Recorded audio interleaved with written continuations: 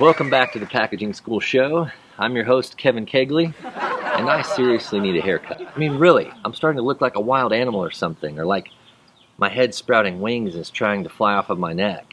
I don't know. Speaking of animals, let's not forget about our furry friends and how they've been affected by COVID-19. While the virus has created lots of empty shelves in the stores, on the upside, it's also created a lot of empty cages in many animal shelters. With everyone being at home, the human desire for companionship has driven many to adopt pets. That beats a cardboard cutout any day of the week.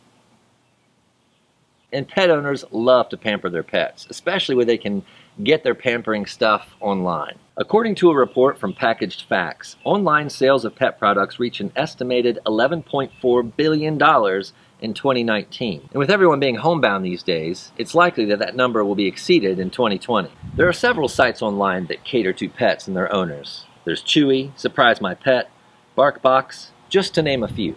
With many options online and with pet owners that love to spoil their little friends, online pet supply companies need to stand out with their packaging by providing positive unboxing experiences. Let's focus on BarkBox. They have lots of online fans that film their unboxing experiences that are all over YouTube.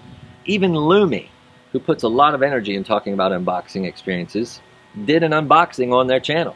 According to Suzanne McDonald, Chief Commercial Officer at BarkBox, history has shown us that people actually spend more on their pets in an economic downturn. Recently, BarkBox decided to piggyback on the release of Scoob for their grooviest box ever.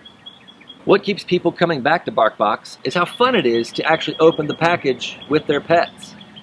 And I think that's the takeaway, not for just other online pet supply companies, but for everybody that's doing e-commerce. If you want to create loyal followers in the vast ocean of online options where customers can be fickle, you have to create a positive unboxing experience.